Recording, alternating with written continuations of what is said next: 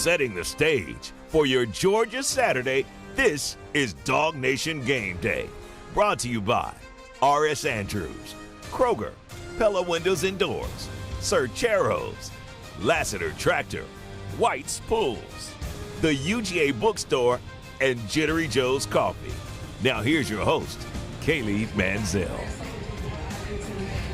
Hello, everybody. Welcome into our DawgNation Gameday pregame show. As you can look and see and hear, I am not Kaylee Manziel. This is Kaylee's show, but I am happy to be in place of Kaylee here this evening, coming to you live from Austin, Texas, the site of our DawgNation Invasion tailgate, getting ready for Georgia and Texas in a moment. And we're going to do everything we can to set the stage for you on that, including getting a chance to hear from Davin Bellamy in a moment. A great closer look at what's going to happen between these two teams. Cody Chavins will provide that, and plenty more fun and surprises on the way also. I've told you all week long, if you've been watching or listening to DawgNation Daily, I believe this is a game that Georgia can win, will win over the course of the next 60 minutes. We'll try to do our part to help explain exactly how and why we think that's all going to go down. It's been a great day as a part of our DawgNation Invasion. So much fun. So many special guests a part of this. I want to bring in one of those here real quickly here. Our buddy Dari Payro from R.S. Andrews. You know him from Go With The Flow, the R.S. Andrews Cool Down. Big part of the scene here. Dari, how much fun has this DawgNation Invasion been here today? Oh, amazing. I got here Thursday and all the events and everything going on here. I mean, there's tons of red throughout the city of Austin. It's absolutely been amazing. The weather's been perfect. I'm fired up for today because this is going to be, I think the title tomorrow across all the media outlets is going to be Georgia is still Georgia. We're going to handle business. We're going to take care of this today. I think the intensity we bring is going to be huge. I'm fired up, man. I love it, Dari. I appreciate it. Thanks for being on the show here today. Who's had more fun this week, the F1 fans or the Georgia fans? Georgia, no doubt. Listen, thanks for stopping by and being part of the show. That's our buddy Dari Payro there from R.S. Andrews, one of the great sponsors who's made our DawgNation Invasion possible. I will tell you that for me, this game comes down to a couple of things. And I'll give you, if you want to call these bold predictions, you can call them what you want. But here's what I believe. In some form, some fashion, I think a Georgia defense today, and I promise, I've talked to hundreds of Georgia fans already here today. In some form, some fashion, I think Georgia finds a way to get like 4 sacks. I'll give them that. I think they get at least 4 stops, meaning Texas offensive possessions that end without points being scored, either because of a punt or a turnover, at least 4 stops. And in a game in which we think the Georgia offense comes to play, I believe that's a recipe for victory. Been saying it all week long. I don't see any reason to change that right now. I think this is a high-scoring game. I think the loser of this game scores 30 points. I think it takes more than 30 points to win it. Our prediction has been that Georgia wins somewhere in the neighborhood of 37-34, 35-31, something in that category where you're talking about more than 65, upwards of 70 total points being scored between both these teams. And if that's the case, then obviously what we know is both teams are looking to pull out all the stops as a way of getting that done. What does that mean for Texas? Here's another bold prediction. I've had a sneaking suspicion all week long. I think that Arch Manning could play a role in today's game. I don't think he supplants Quinn Ewers as the quarterback, but I do think he could have a role because of 2 reasons. A, Texas may need to get all the offensive firepower into the game that it can, giving Georgia plenty to think about. That could be part of that story. I also think there's a chance, if you want to go back to last week, first quarter action against Oklahoma, in a game the Sooners were blown out, they did have some defensive success against Quinn Ewers. They did get after him. They knocked him around a little bit. It didn't last for a full game because Oklahoma's not very good. Their blowout at the hands of South Carolina certainly proves that. But you've got to imagine the Georgia coaches have been watching that film closely this week, wondering can they replicate what Oklahoma, at least for 15 minutes, was able to do last week. I think that's something that Georgia might try to do. My prediction is they will get after the quarterback, so much so that maybe Texas thinks about at least giving a role to its other quarterback, Arch Manning, today as a way of keeping Georgia guessing. And as far as the personnel side for Georgia goes, obviously this is one of those days in which for a 74-man travel roster, you don't bring guys unless they think they can help you. So the Georgia freshmen who are coming to Austin, I think there could be a role for them. Ellis Robinson, for instance, the cornerback. We've spoken about him plenty. There are sometimes some growing pains when you put a player this young, no matter how talented he is, into a game.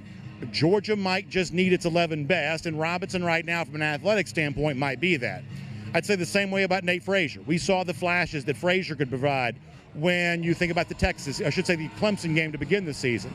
Obviously, Branson Robinson's injury would seem to open the door for him more. Maybe today is one of those days where you see more of him today, too. We'd love to have your bold predictions, your thoughts about how it goes on for Georgia and Texas here, too. I know you're always fired up in the comment sections when Kaylee is here, and across all platforms, Facebook, YouTube, and DawgNation.com. I no doubt know you'll have a spirited conversation here today as we bide our time before Georgia kicks things off against Texas. Let me also take some moment here to thank one of our great sponsors, our friends at Jittery Joe's. And because I don't do a lot of the pregame stuff, I don't get the privilege of thanking Jittery Joe's as much as I'd like to, but I love the entire team over there. I love the staple they are in the Athens area. Frankly, I'm a big fan of the Jittery Joe's location in Bethlehem. I go there a lot. But I'm thrilled to be able to say thank you to Jittery Joe's for being a part of our DawgNation Game Day and pregame coverage all year long. And don't forget that the folks at Jittery Joe's are geared up here for the 2024 season. They want you to be able to celebrate that in style there as well with those commemorative cans that celebrate some of the great moments in recent Georgia football history. Doing a great collector's item. In fact, we have one of these sitting on the desk, or I should say the shelf behind me on our DawgNation studio right now. That's how much we love that. And of course, you'll love Jittery Joe's as well, not just for the collector's item that is, but also for the great tasting coffee they provide too. It's been voted Athens' best coffee now 14 years running, and it's been locally owned and roasted for the last 30 years. It is truly an Athens staple.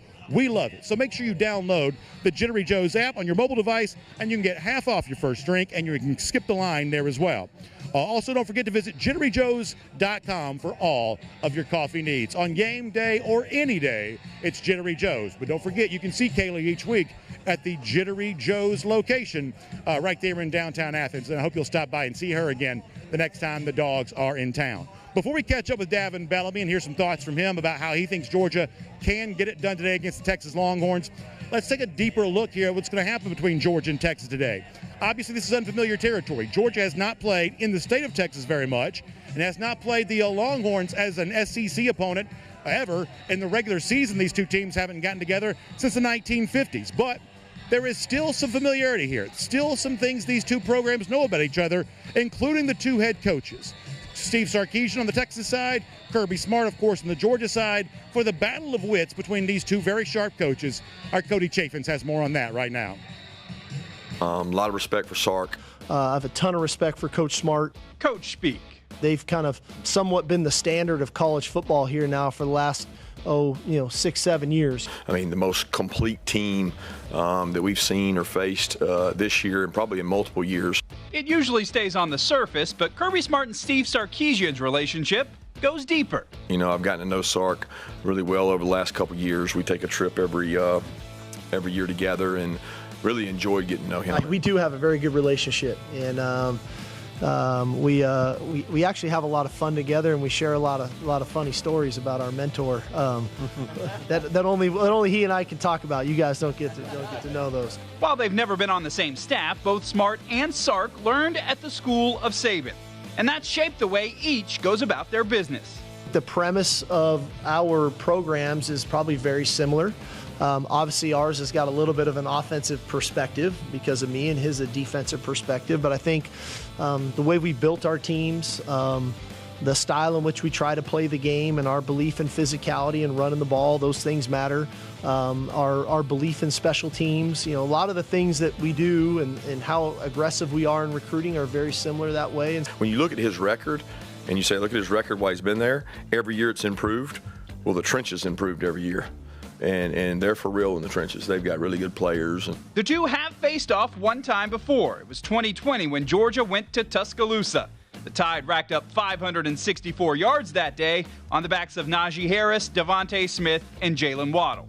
Yeah, I don't know that he's changed as a play caller and designer. His elite ability is to get players the ball. Like, that's what he's elite at, because he's had really good wideouts before, and they were really good. He's had really good backs, and he found ways to get them the ball.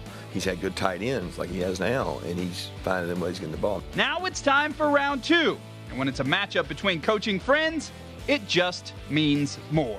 And I always love competing against kind of buddies, because it's like when you were growing up as a kid, it was like competing with your brothers, right? You wanted to beat more than your brother or your buddy. And so hey, I love the challenge. I'm sure Kirby feels the same way. That hey, this is a heck of a challenge for both of us, and it should be a great night for college football. For DawgNation, I'm Cody Chaffins. Very good stuff from Cody Chaffins. I'll bring in Mike Griffith here for more before you hear from Davin Bellamy. Cody just talking about the fact that while Georgia and Texas has regular season foes, it's many decades since they played each other. The truth is that for Kirby Smart and for Steve Sarkisian, they know each other very well, kind of both in a roundabout way coming out of that that Nick Saban coaching tree. Sarkisian, the offensive coordinator for Alabama when the Tide beat Georgia back in 2020. So there is plenty of familiarity with these two coaches, despite the fact that the two teams themselves feel like they've existed in different universes for a long time. Yeah, no doubt about it. You know what Steve Sarkisian wants to do. I don't think this Texas team has the offensive talent that the 2020 Bama team did, 3 out of the 5 Heisman finalists, but I do think Sark knows what to expect from Kirby. Kirby knows what to expect from Sark. Players are going to settle this one on the field, B.A. Yeah, no doubt about that. And as far as those players, and there's been a lot of talk here at our DawgNation Invasion Tailgate about players we might see more of today that we haven't seen as much this year, or players that have been maybe close to stepping up that haven't fully been able to do that. If you had to circle a couple of players that you're watching very closely today for Georgia, who would that be? It starts with number 13, Mikael Williams, and then, of course, Ellis Robinson. This is a guy with great cover skills. Kirby says he's been paying a little bit more attention, practicing a little bit better. Got a few snaps. I think you're going to see Robinson in the secondary. And if you see number 13 on defense for Georgia, that's a really good sign. It absolutely is. And I guess the final thought here before we hear from Davin Bellamy, ultimately, how do you see this game playing out today? I think Georgia's going to be able to get pressure on Texas. I looked at what Oklahoma did against South Carolina. I said, no, wait a minute.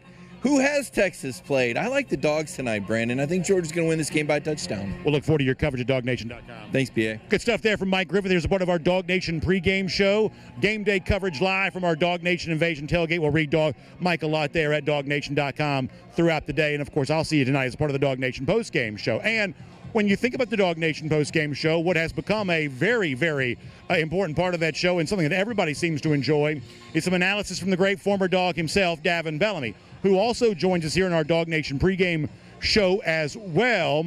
And Davin, you just heard Mike Griffith talk about that, the belief that maybe today is the day, as by the way, Baba O'Reilly plays in the background. That's going to be a good sign for what's going to happen. I don't know if you can hear that or not through the microphone, but that's going to be a good sign. The point is, though, Mike talking about the pass rush and maybe a healthier Mikael Williams. Davin, I just really believe that any recipe for a Georgia victory probably includes a little more success in getting to a quarterback than we've seen from Georgia maybe at any point in time so far this season. How do you think that Georgia can get that done, and do you believe that Georgia will get that done? What's up, Brandon? Man, I definitely think Georgia will be better today, at getting after the quarterback. I think today we don't have to worry about considering, a lot of pressure, after him, and just really try to get him some 3rd and longs. Yeah, and I told this to our audience a little earlier, and obviously I'm not talking about cheap shots here or anything like that, but we saw Oklahoma last week get to Ewers. Ewers also has had the oblique strain that kept him out of the games for a few weeks prior to Oklahoma. Honestly, I think that Georgia should be trying to test out today and find out how healthy Ewers is. Get to him and knock him on the ground within the boundaries of the rules, of course, but try to find out, can he withstand 60 minutes worth of beating? This is a good Texas offensive line. It's not easy necessarily to, get to him and get that pressure because the O-line for the Longhorns has protected him well. But I am actually very curious to see for Ewers, who's just now coming back from injury, I'm kind of curious to see how he can hold up and can he make it a full 60 minutes if Georgia not only gets pressure on him, but actually is able to lay hands on him today. I'm curious to see how he responds to that. Well, first, this is the first time, Texas is playing somebody as physical and fast and talented as, up front. And last week, Oklahoma was able to get to him. So as a D lineman, you want to be a shark and water that smell blood. Georgia knows that, he has the oblique, injury. So it's going to be our job is to make him move and get him, off that spot. With a quarterback like, Ewers, you actually want to get him off the spot and you want him running around because his legs won't kill you like a mobile quarterback. So I think Georgia, with the lack of pass rush we've been having, we're really just going to turn up the pressure and make him, even if he has to deliver the ball, he's going to take some hits. On the other side, I have been kind of talking about, to me, it seems like the last couple of weeks, Carson Beck is just playing a better brand of football. His yards per attempt last week against Mississippi State, for instance, not a great football team. I won't pretend that Mississippi State is anything special. They're not. But the numbers for Beck certainly are going in the right direction. So for a lot of Georgia fans who maybe didn't feel like Beck, for a full game anyway, fully passed the test against Alabama a few weeks ago, this is a second chance for him on a big stage. And I think the sense I've gotten from a lot of Georgia fans I've talked to here this weekend in Austin, Davin, is that a lot of folks believe that this is the moment in which Beck really kind of reminds people why it is that he did come back from the 2024 season. How big of a day do you expect Carson Beck to be able to have against a Texas defense that, at least statistically speaking, against somewhat soft competition, has certainly put up big numbers defensively so far this year?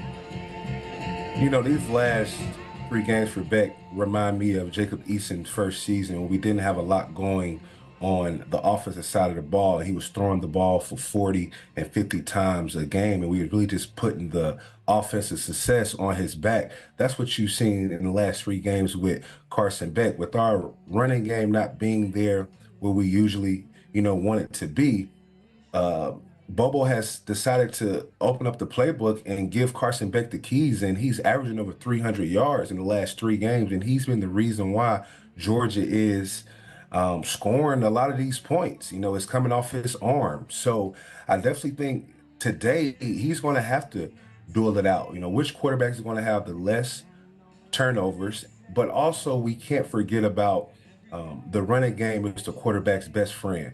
Whatever running game for these quarterbacks is working the best, it'll probably make that quarterback job a lot easier. But definitely see the keys to continue to be in Carson Beck's hands, today. Let me follow up on something you just said, because you played at Georgia back in the old days when Kirby used to always talk about keep chopping, that you didn't give up on the running game, that you kept trying to go back to it and establish it over the course of the game. How much can Georgia, though, afford to do that today, where, one of the issues for UGA has been the slow starts and the long lapses without scoring? If the Texas offense is on, if they score early, if they score on their first possession, can Georgia afford to spend time, as Kirby would say, chopping that wood and trying to establish the run, with the thought that if it doesn't work, all of a sudden you're maybe managing a deficit, much like the same way you did against Alabama? How much can Georgia afford to lean into the run today, knowing that Texas is going to be trying to score every time it gets it? Well, most definitely Georgia was going to have to lean into the run game, because there are 3 reasons that you run the ball. One is of course to get yardage, but the second reason is you want to establish the physicality, in your team. Those D tackles and D linemen get tired of stopping the run. Most D linemen, like myself, want to pass rush, and we don't like playing a run over and over and over and again. So you kind of want to set the physicality tone, and that's what both teams are going to try to do today with both their backgrounds. And then the last thing is you want to run the ball to set yourself up for easier 3rd downs and keeping Texas off the field. So I definitely think we have to run the ball to control the clock and also just establish that, physicality. So it's just not more than getting 5 yards. It's setting the tone for the game. So we have to. Last topic I want to hit with you. When you played, Davin, one of the reasons why Georgia fans loved you so much is because of how much emotion you played the game with. You were looking for an edge. You tried to instill that in your teammates. And, today, I think some Georgia fans assume that the edge that Georgia could perhaps have today is the fact that you don't have to look very far to find people picking Texas to win. The entirety of the Game Day panel this morning, for instance, on ESPN, all over social media, all over the internet. It just seems like Georgia's being doubted more now than at any point in time before they won their first national championship under Kirby Smart back in 2021. Obviously, outwardly, the players say we're not paying attention to that. We don't even know who the favorite or the underdog is. We're not worried about what the media is saying. But privately, is this the kind of thing today that Georgia could be fueled by and that it could use to its advantage? Of course, Brandon. You know, a lot of guys are going to say they're not hearing that, but guys come to Georgia for this game. These are the games you get up for. Coach Smart, I'm sure, has a great motivational speech, but he doesn't need to say that today. The whole world is watching, and those guys came to those schools for games like this. And of course, Georgia, with all the success over the years, it's always been how good they are. The best defense ever, you know, can they three-peat? You know, it's been so much of just patting on the back. This is a rare territory that we're in right now where we're being doubted. And like you said, the whole college game against Georgia, those guys saw that this morning during their walkthrough, and I'm pretty sure Coach Smart used that. For the first time in a long time, Georgia has a lot of bulletin board material. And kind of like I said last week, Georgia will play up. I'm not really judging how they played against those other teams, because in the back of their head, they knew that if we just came out and played our brand of football, we'll win. But playing Texas and being doubted, Georgia will play up today. And I definitely think you will see the final us just clicking on all phases because of the competition we're playing. So, Davin, this week on social media, you shared a clip of something you also said on DawgNation Daily. Your keys to the game for Georgia. You did a great job of sharing those. You've laid it out all week long about how you think this can get done for Georgia. So before we say goodbye to you, to put you on the spot here a little bit, number one team in the country, Georgia's the point spread underdog. Do you think that Georgia wins this game here today? I definitely think they win. I definitely think they win because they have laser focus. And the three things I said: win the turnover margin, run the ball, and stop the run, and don't allow explosive plays. If we do those three things, talent-wise, we're just as equal. If we can just control those three things, I definitely think, you know, we'll come out of here with a victory. You know, we'll definitely cover that 4. Davin, how much fun is it going to be if this happens, if it plays out like you just described, you and me getting back together for our DawgNation post-game show tonight? How much fun is that conversation going to be if we're talking about Georgia coming into Austin, hostile territory, with the world doubting them? If Georgia gets this win, how much fun is that going to be? Man, that's going to be great. And like I say, it's the best time for us to get to clicking. You know, it's not worried about the first 3 weeks. This is the time right now where it's time to get the ball rolling. So it's definitely going to be an exciting time. Davin, I love it. I'll see you as a part of our DawgNation post-game show later on tonight. Thanks for your coverage here. Great thoughts and all of that. We appreciate your time here today. Always, Brandon. Go Dogs. Go Dogs indeed. Really good stuff from Davin Bellamy. We got more fun and surprises for you in our DawgNation post-game show coming up. I want to respond to a little bit of what Davin also had to say right there. And, of course, as I mentioned, we will see Davin once again as a part of our DawgNation post-game show at the end of the evening tonight, very late on the field from Austin. But we'll be looking forward to talk about all of that. One of the things that Davin mentioned is the role that turnovers could play in a game like this. And, of course, that's so significant. And when you think about this on two fronts, for me, on the Georgia front, to go back to where we started the conversation, a lot of Georgia fans have noticed, hey, when it comes to the takeaways, Georgia, you know, not near the top in the SEC, the top in the nation, when it comes to those kinds of moments where you steal the possession from your opponent. Well, obviously, Kirby Smart has said some of that stuff is kind of random from year to year, from even week to week. Who is good at so-called forcing turnovers? Sometimes that has a tendency to change. But if you want to see more of that from Georgia, I think one of the ways in which you can get that done is by seeing Georgia be more impactful in the backfield. Not just the negative plays that come from sacks or tackles for loss, but maybe a hit on the quarterback dislodges a football. Maybe a hand in the air creates the deflection. The deflection then becomes the interception. That might be how Georgia gets that turnover, that extra possession today.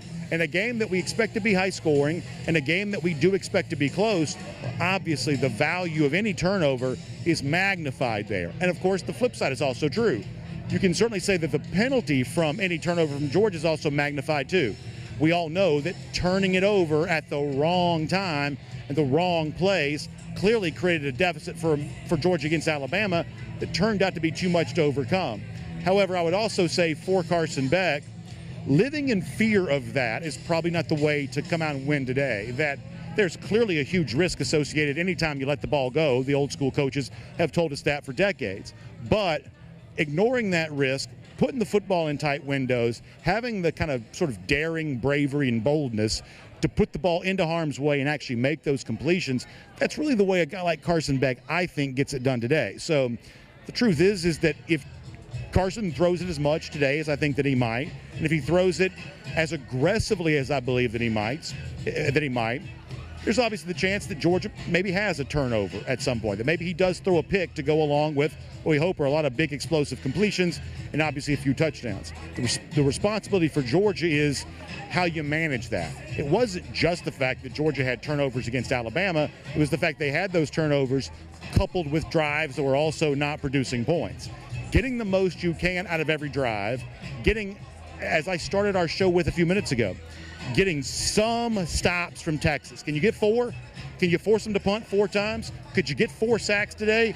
You know, that to me starts to feel like the recipe for just maybe how you might be able to get all of that done. So we've got so much coming up as a part of our DawgNation pregame game day coverage. Y'all make sure you reach out to Kaylee and say that I'm doing a good job in her place. We're going to get a chance to hear from Kaylee Mansell coming up in just a little bit. We've also got more fun there, too. Jeff Sintel's going to be stopping by. He's going to drop the Sintel's intel on us here in just a bit. I've already heard from a lot of folks around the dog walk. Georgia making its way into Austin. A whole bunch of fanfare around there. One of the things that we've discussed here this week is how many Georgia fans would there actually be here? We've got hundreds of folks here right now as a part of our DawgNation Invasion, including a couple great Georgia fans here right now that are right over here. So we've got all kinds of great Georgia fans that are here with us right now. But just beyond the boundaries of our DawgNation Invasion, we've got thousands of Georgia fans, too. A lot of those have been gathered around the dog walk. We're going to be hopeful to show that video to you here before we wrap up with our DawgNation Game Day pregame show. Get a chance to see the sights and sounds of all of that. And speaking of Kaylee Mansell, she would have loved to have been here with you for the full show here today. Obviously not able to do that, but you will get a chance to hear from Kaylee coming up in just a moment. She's going to share with you all of her impact players for today's game. In a game like this, with the stakes as high as they are, with the challenge as great as it is, you've got to have as many guys wearing red and black and silver breeches make an impact as they possibly can. Kaylee's going to tell you in a moment who she thinks that's going to be. But prior to that, and prior to Jeff Sintel and the dog walk and all the rest of the fun, let me also ask you to pause with me for a quick break here to thank a couple of our sponsors who make DawgNation Game Day so much fun. And then after that, it's Kaylee Mansell, it's Jeff Sintel, and it's plenty more fun and surprises as we roll right up to game time with the Georgia Bulldogs and the Texas Longhorns. Quick timeout, and then it's Kaylee Mansell right after that. Than quality windows. So trust the professionals at Pella Window and Door of Georgia. We'll equip your home with energy-efficient windows and doors just right for you. Schedule your free in-home, no-pressure consultation. Get product samples, installation options, and a free quote. Log on to PellaGA.com and visit our new Experience Center in Duluth. Tell them Brandon Adams sent you. Pella Window and Door of Georgia, viewed to be the best.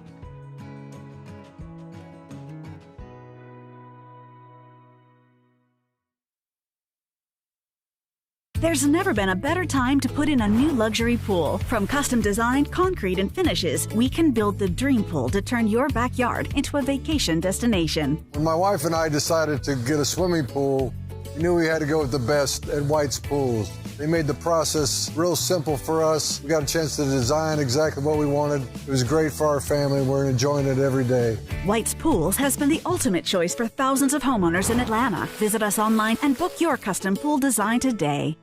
DawgNation Game Day. It's sponsored by R.S. Andrews, Kroger, Pella Windows and Doors, and the UGA Bookstore.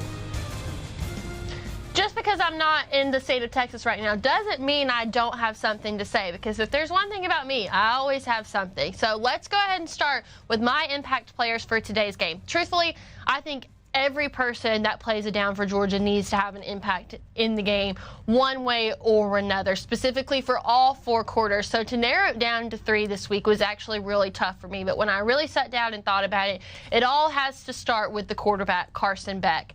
It's games like Texas that may or may not be the reason that Carson came back to play this year, to prove that he can not just win big games, but also dominate them. So far this season, he's only completing 67.9% of passes, which is down from last year, but the number continues to grow, especially in the last 3 games versus Alabama, Auburn, and Mississippi State, where we've seen Carson Beck finally look comfortable in the pocket. 1,818 yards on the year, 15 touchdowns. I agree with what Brandon has been saying all week long, that I think this game is going to have to be a shootout similar to what we saw in the Rose Bowl versus Oklahoma. Him and Quinn Ewers are going to go pound for pound. Carson Beck's got to be able to keep up with the high-paced, fast offense that Texas has. He's going to have to spread the ball out, get some help from the running back room, but this is the statement, season-defining moment from Carson Beck at Texas. It's all going to have to start with him from the first minute to the final minute of the game. I expect us to see the best version of Carson Beck this far this season. Now, moving on to the next impact player, it's got to be the running back, Nate Frazier. I'm going to keep putting a running back in here until finally one has a breakthrough performance. 37 carries on the year for 194 yards, 1 touchdown that came at Clemson, the first game of the season.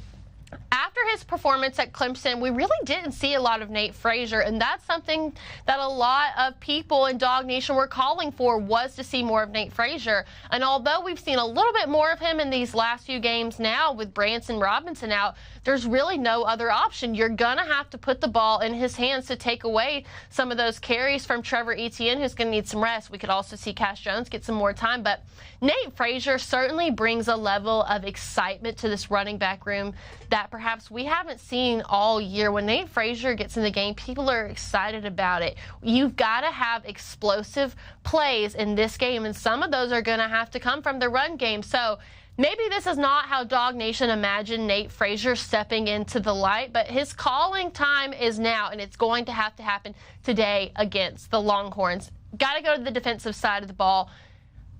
The cornerback room, struggling right now. Did not play a great game against Mississippi State, and one of those guys has to step up. For me, it's going to be Julian Humphrey, the Texas native. Only 7 tackles on the year and 2 passes defended. I think that between him and Dalen Everett, he's certainly the better cornerback.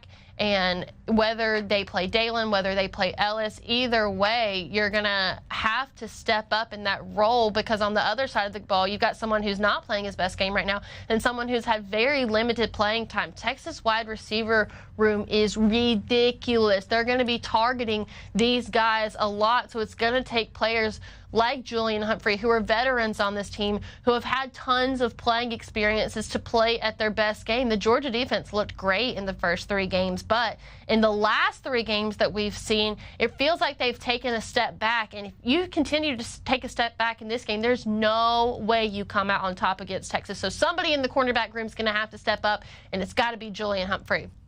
Here's my thoughts on this game overall. At the beginning of this season, I really thought that Georgia was guaranteed to come in and lose this game, because I just thought that there was no way that Georgia could have a perfect regular season. And when I looked at the schedule, the only game that made sense was the Texas game. You're in a hostile away environment. They're now the #1 team in the country. But now that Georgia's already taken that regular season loss to Alabama, I don't think it happens today at Texas, because at this point, winning this game takes so much pressure off of the Dogs to win out for the rest of the season. In my mind, it just can't be that easy for Texas. You don't get to come into the SEC and come out on top in your first season in the best conference in the entire country. Georgia is still the standard, and I think that's what they're going to do today, is go out and have a shootout against the Longhorns and prove that they're still the predominant force, and not just the SEC, but all of college football. So I think that the Dogs get it done today. And even though they're not playing in Sanford Stadium, the recruiting aspect of this game still means a lot for both teams involved. Here's more on how this game impacts recruiting and maybe some visitors that Texas is hosting that Georgia's going after in Centel's Intel. And just because Georgia is not playing Sanford Stadium does not mean we do not do a Centel's Intel, because now Georgia and Texas are the teams at the top of the SEC, and Texas is going to be hosting a major Georgia recruiting target in Justice Terry, who I feel like is getting a 2-for-1 special this weekend, getting to watch Georgia and Texas. Yeah, that's a hot ticket. And, you know, Justice really didn't have Texas among his leaders, his pronounced leaders. I think this is just an opportunity for Texas to shoot its shot, so to speak. You know, the schools you hear associated with Justice is you hear Alabama, mostly Georgia, mostly Alabama, little Florida State. Of course, he was committed to USC. And I think Justice, can I be honest, Kaylee? Sure. I think Justice is living his best life. He's like, let me head out to Texas. Let me see one of the best atmospheres in college football. Let me see college football done right. And I think he's going to get all that and more in Austin, Texas on Saturday. So now that Texas and Georgia are in a very similar tier to one another, you mentioned USC. It feels like Georgia and USC have been going after a lot of the same guys, especially over the last year or two. Now with Texas coming into the SEC, is this something that we could potentially see trending in the future? Is Georgia and Texas going after a lot of the same guys? Yeah, Kaylee, interesting. Last year, I think Texas has got some James Brown payback on Georgia with Georgia this weekend, because Georgia came into Texas last year and pulled 2 5-stars. And I can remember the families of said 5-stars were like, when Texas came up, they were like, there was like a disconnection there between Texas and the way that they had recruited those players. So Texas can certainly make a statement on Saturday by, you know, by taking care of the Georgia Bulldogs on Saturday, if they're huckleberry enough to do so. But I think it's going to be a great football game today, but it really, Georgia already has a lot of inroads in Texas, Kaylee. They've got, let's think about it, Julian Humphrey, Joseph Jonah-Ajonye. They've got Justin Williams. They've got Dylan Bell. I mean, the list can kind of go on and on. Cash Jones was also a Texas native as well. So you've got the Dogs really already making an impact in Texas. And going into Austin, taking down the Longhorns, I'm sure you've already practicing your horns down, Miss Mansell. But I think this is a good opportunity for Georgia to kind of show that Texas, you may be in the SEC, but you're not top dogs in the SEC yet. Which Texas dog makes the biggest impact on the game today? Ooh, I got to say Dylan Bell. You know, one of the things that we've talked about with our coverage, Kaylee, about our previews of this game is like one of the things we had, and you've probably already seen it on DawgNation.com by now, but it's like, who needs to be the MVP or who needs to be the best player on the field for Georgia on Saturday? And you're going to get a lot of people saying Carson Beck. My answer is kind of you just said something earlier. I like that term, 2-for-1 with Justice Terry. I want a 2-for-1 with my pick here. If the best player on the field for Georgia on Saturday could be Dylan Bell, that means Carson Beck's playing great. That means Dylan Bell's playing great. So you automatically have both of those guys functioning at an optimum level, and I think that's a recipe for an upset. I think Cash Jones will probably make a play or two. Yeah. But we also, the honorable mention for this question, good question, by the way, Kaylee, I would say Julian Humphrey, because Texas is going to put a lot of receivers. They're going to try to get Isaiah Bond. Remember the guy that made that controversial catch against Georgia for Alabama in the SEC championship game a year ago? Georgia can get some retribution or payback of his own, so to make sure that Isaiah Bond, who left the state of Georgia and Buford High School to go to Alabama, now he's at Texas, they're going to want to, Texas is going to want to try to get man coverage with Julian and work their best receivers on Julian, because he's shown the ability to give up the deep ball. He gave up a deep ball late in the game against Mississippi State. So I think some of those Texas dogs are going to play big roles today. So apart from Justice Terry, I imagine that with this being a statement sort of game, especially because Texas doesn't really play anybody for the rest of the season, didn't really play anybody at the beginning of the season, they're going to be hosting a lot of recruits for this game. And there's a lot of talent in the state of Texas. I mean, there's no denying it. There's a lot of talent in the state of Georgia, but just by like sheer numbers, there's a lot of talent in the state of Texas. If Georgia goes in and wins this game, could that be a good recruiting look on them in like that Uno reverse moment? Kaylee, I love that Uno reverse. I'm gonna see if I can get a jaw dropper out of Kaylee here. You mentioned Justice Terry, 2025, right? He's expected to be on his official visit in Austin this weekend. Let me tell you who else is expected to be from the state of Georgia on an unofficial visit. Tyler Atkinson. I knew you were going to say Tyler Atkinson. Tyler Atkinson is expected. You know, plans may change, but he's expected to be in there as well. And Georgia is a huge team in the recruitment of Tyler Atkinson. He saw them take it on the chin in Tuscaloosa against Alabama. He can see Georgia, again, try to be a little bit better on Saturday, be a little bit better today against Texas as well. And they've got a lot of players in the state of Texas. There's a receiver in 2027, Kaylee, named Ethan Booby Feaster, who I think is going to be one of those Ryan Williams, Jeremiah Smith types already. And the Dogs, probably not anywhere near the top of that recruiting, but that sort of impact in the state of Texas can go a long way. All right, Jeff, last thing. Highly anticipated game. It's not one of those matchups where you know for certain that Georgia's going to win. What do you need to see out of the Dogs today? What do they have to do to secure this win? I think they're going to have to score a lot. Kaylee, I know that sounds like, hey, score more points than the other team. That's how you win. But I think you're going to need to see Carson Beck, the way he was cooking at the best parts of the game against Mississippi State, cooking against the best parts of the game against Alabama, basically the whole second half. I really think that's important. I think Carson, maybe the team hasn't as a whole played great the last couple of weeks, but Carson has really been spinning it. He's been making some great throws and some great plays. I think the defense is going to have to get a little bit better. They're going to have to stop the run. It's really not indicative of a Georgia defense to see Georgia giving up so much easy conversions on third down, especially 3rd and 8s, 3rd and 9s, 3rd and 12s, like they've done a lot this year. But, Kaylee, we just simply have to look at the SEC rushing stats and see Georgia 8th, 9th, 10th in a lot of categories where it was always 1st or 2nd. That's what Georgia has to do better today in Austin. And that is Centel's intel. Now, did the Dogs show up in their Texas Cowboy boots and cowboy hats? Let's find out with Cody Chaffins on this week's Kroger Dog Walk. I'm Cody Chaffins, and welcome into DawgNation's coverage of the Dog Walk inside DK Royal Texas Memorial Stadium as the Dogs are just getting off the bus and walking onto the field. They'll walk across the field to their locker room. There you see Coach Kirby Smart heading in with some of the coaching staff. Big Tate Ratledge there. Been kind of questionable all week if Ratledge would be able to play today, as he looks to be walking okay as he comes into the stadium. More of the players coming. They've got a long staircase they have to descend as they walk in. Xavier Truss, Dylan Fairchild, and Travaris Robinson, the next few to come through for the Georgia Bulldogs. There you can see Dan Jackson. What a story he's been for Georgia in the secondary this year. Oscar Delp coming through. Big Micah Morris. If Ratledge can't go, we'll play a big role today.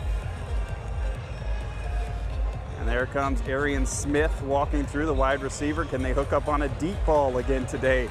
How about Malachi Starks wearing the hat he got at SEC Media Days? Wearing the cowboy hat, just fits as they walk across the field here. And you'll hear the student section start to rile up. There's Michael Williams.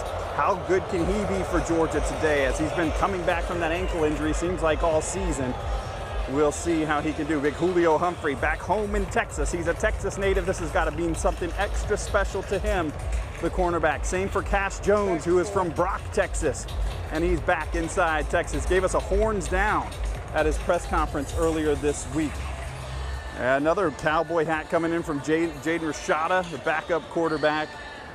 Checking that out right there. Here comes punter Brett Thorson coming across. Ben Urasic, big Naz Stackhouse coming in the all black. He's the man in black, followed by C.J. Allen. Another cowboy hat coming in here. Dominic Lovett looking great in a cowboy hat, dressing the part. There's Ellis Robinson in red. Will the cornerback, the freshman 5-star cornerback, get more run today? Walking right next to Glenn Schumann. The Dogs could use him in the secondary. There's Mike Bobo coming in, followed by Carson Beck, of course. Carson Beck walking in for the Georgia Bulldogs. Big Jaw Jackson, KJ Bolden, another freshman in the secondary here coming in. And that'll do it for DawgNation's coverage of the Dog Walk. Be sure to check in with Kroger for all your tailgate needs. And as we close in on Halloween, get the Halloween candy ordered there. Join Kroger Boost, and you can have it all delivered to your front door. And Governor Brian Kemp is bringing up the rear for the Georgia Bulldogs as he is now in the Lone Star State. That'll do it for DawgNation. I'm Cody Chaffins. All right, Dog Nation, game day and game time is almost here. Thank you to everyone who's made this edition of our DawgNation Game Day pregame show so fantastic. It's been great to be here in place of Kaylee Manziel today, and obviously keep a great thought. We truly believe this is a day in which Georgia can walk out of Texas a very big winner. So my encouragement, stay close to DawgNation throughout the day. On DawgNation.com, all of the stories and all the facts that come out of the game. Of course, after the game as well for our DawgNation postgame show. I'll see you on the field. We'll react with Davin Bellamy the same way you've already heard from Davin here on this show too. This DawgNation pregame game day show is all about the good vibes and the excitement moving into tonight's game. So as a way of setting the stage one more time before we say goodbye to you, let's check out the latest edition of a DawgNation hype video put together by our friend Cody Chaffins. This will get you ready for the shootout and the showdown in Austin here this evening. Georgia becoming a winner against the Texas Longhorns. Enjoy the hype video, and then we'll see you back here on DawgNation again after the game. This Longhorns team is college football's monster. I'm going to pick Texas here. I assume the rest of the country will as well. Georgia, they're a hard team to watch. I think Texas is just the better team.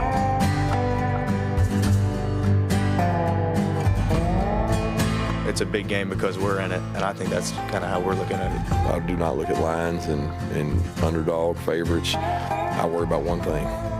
What do we have to do to play our best? Playing on the road in this league is hard. It's hard to get a win. So, just going out there and winning moment by moment.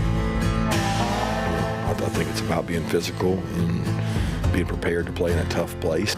Personally believe that wherever an underdog